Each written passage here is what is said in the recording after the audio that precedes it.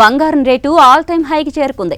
సామాన్యులు, మధ్యతరగతి వారు బంగారం కొనాలంటే ఆలోచించే పరిస్థితి. ఇటీవల ముంబై స్పాట్ బులియన్ మార్కెట్లో 10 గ్రాముల బంగారం 90,800 రూపాయలకు ట్రేడ్ అయింది. ఇదే ధర అంతర్జాతీయ మార్కెట్లో ఔన్స్కి $3,000 పైగా పలికాయి.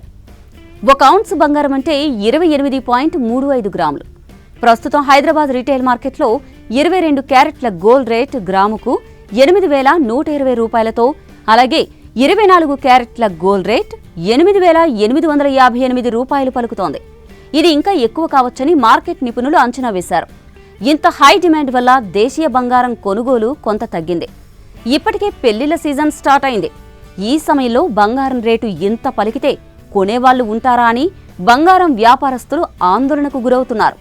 అంతేకాదు, కస్టమర్ డిమాండ్ బట్టి తక్కువ ధరలో డిజైన్లను తయారు చేయాలి అనుకుంటున్నారు. అంతర్జాతీయ బంగారం ధరలు $3,000 ఔన్సుకు చేరడానికి కారణం జర్మనీ దేశం చేసిన భారీ అప్పులు. సాధారణంగా ప్రపంచ దేశాలలో జర్మనీ అప్పులు చేయని దేశంగా పేరు ఉండేది. కానీ ఉక్రెయిన్, రష్యా యుద్ధం వల్ల, అలాగే ఈ విషయంలో ట్రంప్ మీద అపనమ్మకంతో తన జాగ్రత్తలో తాను ఉండాలని భావించి జర్మనీ డిఫెన్స్ డిపార్ట్మెంట్ ఎక్కువ బలోపేతం చేసుకోవడానికి ఈ అప్పులు చేయాల్సొచ్చింది.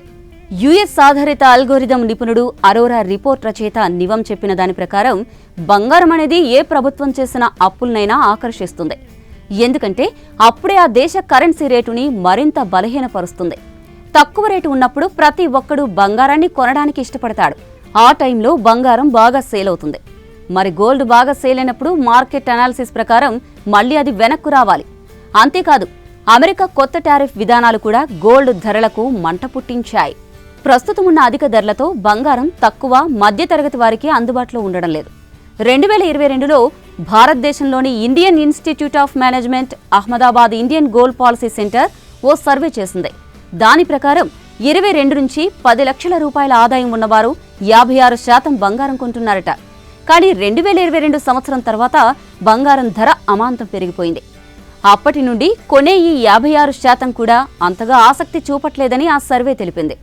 ఏదేమైనప్పటికీ మన సాంప్రదాయంలో పెళ్లి అంటే బంగారం ఉండాల్సిందే. కాబట్టి తక్కువ క్యారెట్లతో గోల్డ్ డిజైన్ చేసి మార్కెట్ చేసుకోవాలని చూస్తున్నారు వ్యాపారస్తులు. ఇవన్నీ వ్యాపారంలో నిలదొక్కుకోవడానికి చేస్తున్న ప్రయత్నాలు. బంగారం ధర ఎంత ఉన్నప్పటికీ డిమాండ్ అయితే స్థిరంగా ఉంటుంది అనేది చిన్న ఆశ.